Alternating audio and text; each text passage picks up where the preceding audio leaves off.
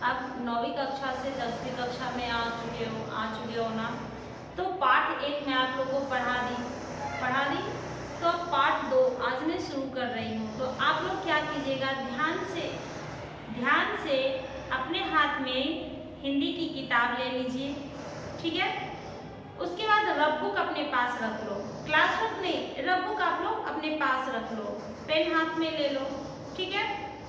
आप लोग ले लिए, चलिए अच्छी बात है। अब मैं आप लोगों को पाठ 2 क्या है, नेताजी का चश्मा। क्या है, नेताजी का चश्मा। अब इसे आप लोग क्या कीजिएगा, ध्यान से सुनिएगा। इसे अब आप लोगों को क्या करना है, इसका मैं सबसे पहले कवि परिचय पढ़ाऊंगी, ठीक है। कवि परिचय पृष्ठ संख्या 5 आप लोग निकालिए।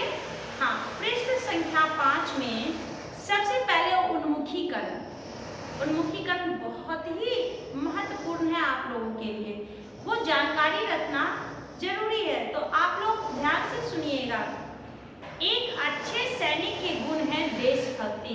एक अच्छे सैनिक के गुण क्या है, सबसे पहले देशभक्ति, अपने देश के प्रति अच्छी भावना होनी चाहिए। अब इसमें कुछ कठिन शब्द मैं आप लोग को दूंगी, वो भी आप लोग लिखोगे, ठीक है। अब इसमें क्या है, पहले देशभक्ति,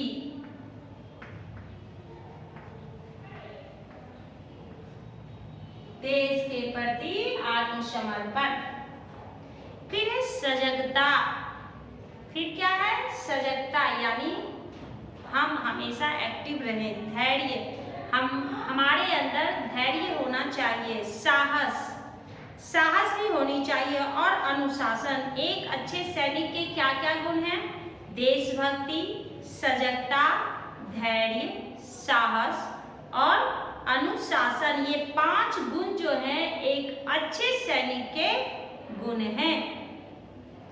भारतीय सैनिकों में यह गुण कूट कर भरे हैं। भारतीय सैनिकों में ये गुण कूट कर भरे हुए, यानी कि उसके अंदर तक वो भरा हुआ है, वो अधिक गुणी है। यही नहीं, बाढ़, तूफान, भूकंप, सूखा आदि प्राकृतिक विपदाओं के समय वे जिस प्रकार की सहायता करते हैं, इससे उनकी सेवा भावना का भी परिचय मिलता है। कहते हैं कि ये सैनिक जो होते हैं, बाढ़ जब आता है, तब भूकंप आता है, सूखा हो जाता है, तूफान आता है, उसमें ये सैनिक जो हैं जी जान लगाकर मेहनत करते हैं और उन लोगों की हिफाजत करते हैं जो वहाँ फंस जाते हैं, उसकी वे हिफाजत करते हैं।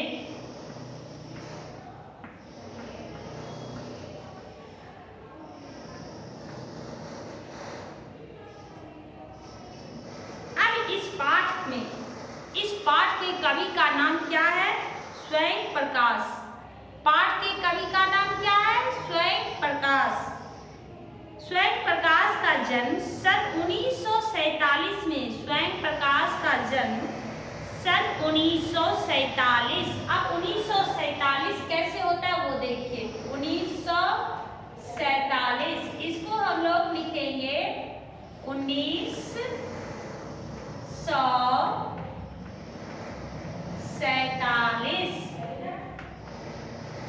1947, ठीक है।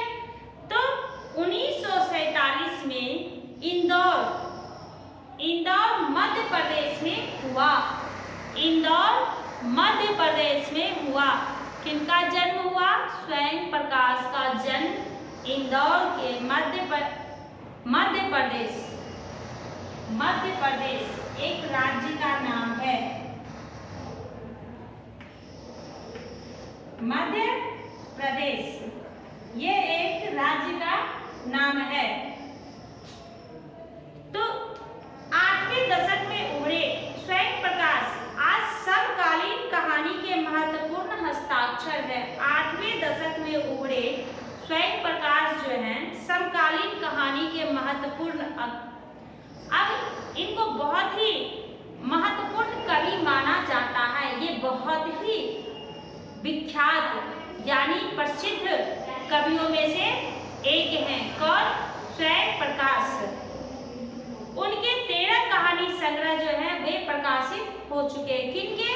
स्वयं प्रकाश के 13 कहानी संग्रह जो है वे प्रकाशित हो चुके हैं। अब यहाँ हम लोग क्या लिखेंगे? हस्ताक्षर।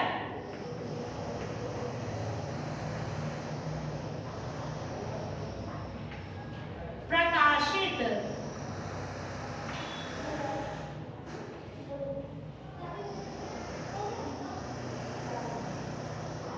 जिनमें सूरज कब निकलेगा, आएंगे अच्छे दिन भी।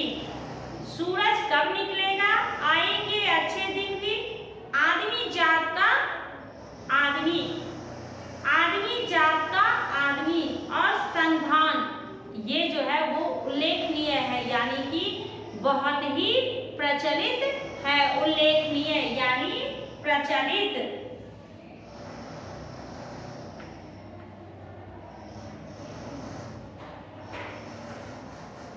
उल्लेखनीय यानी प्रचलित। मध्यवर्गीय जीवन के कुशल चितेरे स्वयं प्रकाश की कहानियों में वर्ग शोषण के विरुद्ध चेतना है। कहते हैं मध्यम वर्गीय जीवन के, ये मध्यम वर्गीय यानी कि मिडिल फैमिली से बिलोंग करते हैं। कौन? स्वयं प्रकाश मध्यम वर्गीय।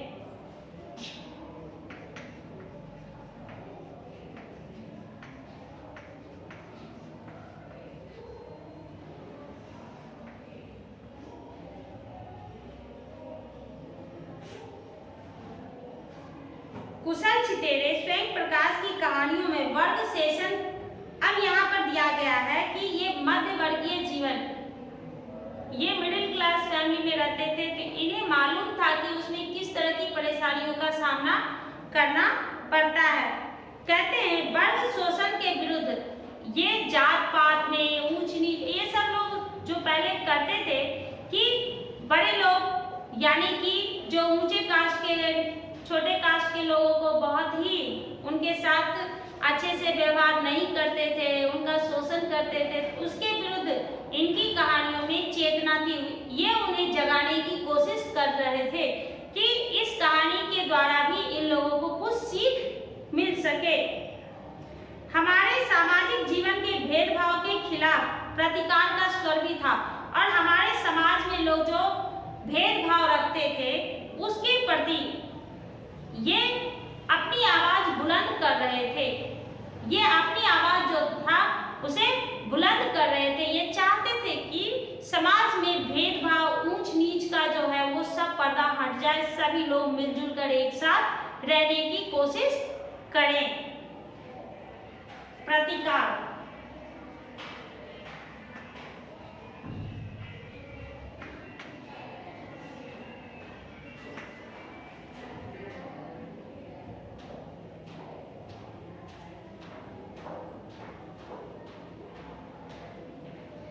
रोचक किस्सा गोई शैली में लिखी गई उनकी कहानियां हिंदी की वाचिक परंपरा को समृद्ध करती है। कहते हैं रोचक किस्सा गोई, इनकी कहानी जो थी इतने सरल तरीके से रोमांचकारी होता था कि लोग इसे पढ़ने के लिए उत्सुक रहते थे। ये बहुत ही अच्छा लगता था। किस्सा गोई,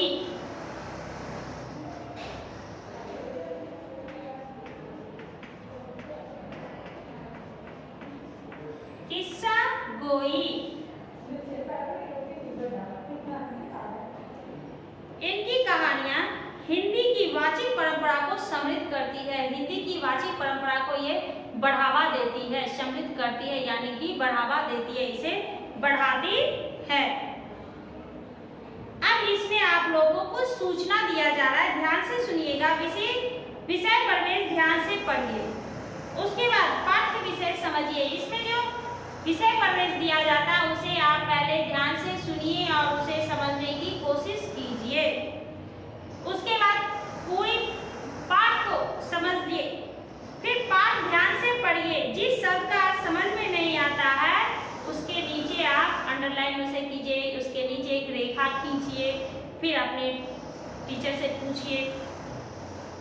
पहले तो कोशिश कीजिए वो आप खुद उसका अर्थ ढूंढ सके, नहीं मिले तो आप अपनी अध्यापिका जी से पूछ सकते हो। समझ में ना आने वाले अंश हो तो जो समझ में नहीं आए तो वो आप अपनी अध्यापिका जी से पूछ सकते हैं। अब हम लोग आते हैं पाठ की तरफ। हमारा पाठ क्या है? नेताजी का चश्मा। क्या है? नेताजी का चश्मा। ठीक है, पाठ को पढ़ाने से पहले एक बार फिर से मैं आप लोग को दोहरा देती हूँ, ध्यान से जरा सुन लीजिएगा। सबसे पहला शब्द क्या है? देशभक्ति। देशभक्ति। सजगता। सजगता। मध्य प्रदेश।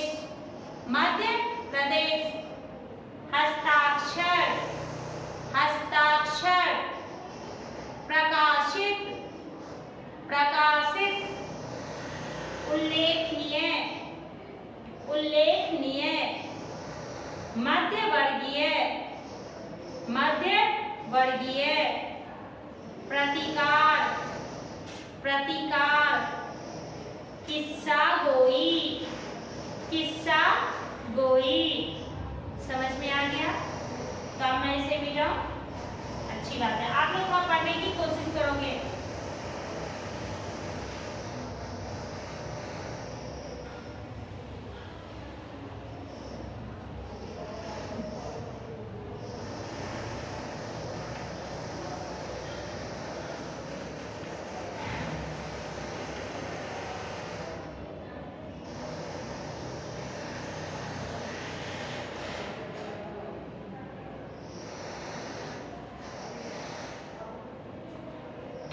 हाँ बच्चों, आज मैं आप लोगों को इसके विषय प्रवेश के बारे में पढ़ाती हूँ। चारों ओर सीमाओं से घिरे भूभाग का नाम ही देश नहीं होता है। चारों ओर से सीमाओं से घिरा हुआ जो भूभाग होता है उसे ही देश नहीं कहते हैं। यानी चारों तरफ बॉर्डर है तो एक देश बन गया, नहीं। देश बनता है इसमें रहने वाले सभी नागरिकों, नदियों, पहाड़ों, पेड़ पौधों, वनस्पतियों, पशु पक्षियों से। देश किससे बनता है? इसमें रहने वाले नागरिक से। जो जानवर है, नदी है, पहाड़ है, वनस्पति है, इन सब चीजों से देश बनता है। परिवार, परिवार कैसे बनता है? अगर वहां कोई मनुष्य ही नहीं रहेगा तो क्या परिवार बन सकता है? नहीं बन सकता है। समाज बन सकता है? नहीं बन सकता है। फिर देश कैसे बन सकता है? नहीं बन सकता है।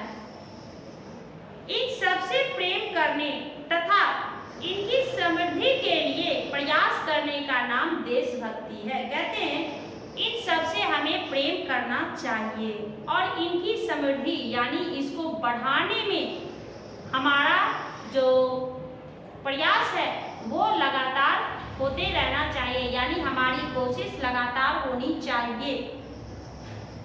इस कहानी में देश के निर्माण में सब अपने अपने तरीके से सहयोग देते हैं। कहते हैं इस कहानी में देश के निर्माण में सभी अपने अपने तरीके से सहयोग देते हैं। अपने अपने तरीके से। अब मान लीजिए कि घर में मम्मी है, डैडी है, ठीक है। बच्चों से तो दोनों प्यार करते हैं ना। भले मम्मी थोड़ा मार देती है, डांट लेती है, लेकिन मम्मी डैडी दोनों प्यार करते हैं अपने बच्चों से। हो सकता है दोनों के प्यार करने का तरीका अलग हो। अब जैसे मम्मी डांटी, तुरंत उसको अपने पास बुला ली प्यार से, बच्चा आ गया, हो गया, उसको थोड़ा प्यार दिखाई, बच्चा शांत हो गया। अब डैडी डांटे, डैडी तो चले गए ऑफिस, अब शाम में आएंगे, हो सकता है वो तुम्हें अपने पास नहीं बुलाएंगे, वो कुछ सामान तुम्हारे पसंद का खाने का हो या फिर तुम्हारे खेलने के लिए हो या तुम्हारे इस्तेमाल करने का सामान वो ला करके तुम्हें दे दिए।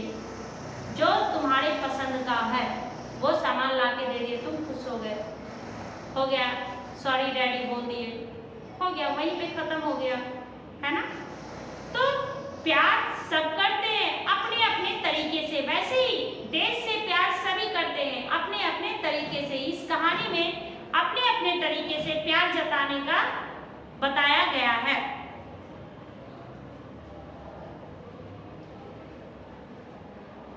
इस कहानी के निर्माण में सब अपने अपने तरीके से सहयोग देते हैं। बड़े ही नहीं, बच्चे भी इसमें शामिल है। केवल बड़े ही नहीं, बच्चे भी इसमें शामिल है, चाहते हैं कि हमारा देश जो है वो आगे बढ़े। हालदार साहब ने पान वाले से पूछा, क्यों भाई, क्या बात है, यह तुम्हारे नेताजी का चश्मा हर बार बदल कैसे जाता है? हालदार साहब पान वाले से पूछते हैं, क्यों भाई, तुम्हारे नेताजी का चश्मा हमेशा बदल क्यों जाता है? क्या मुझे भी तो बताओ।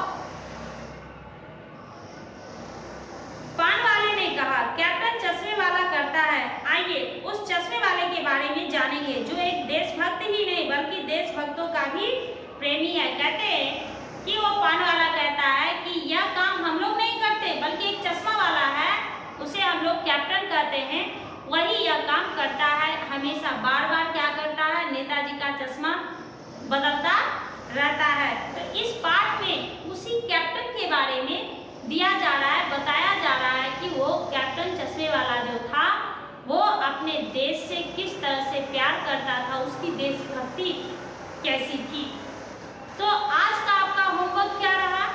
आप ये कठिन शब्द जो मैं लिखी ये आप अपने क्लास वर्क में लिखोगे, क्लास वर्क में, ठीक है, रफ बुक में नहीं, कवि परिचय।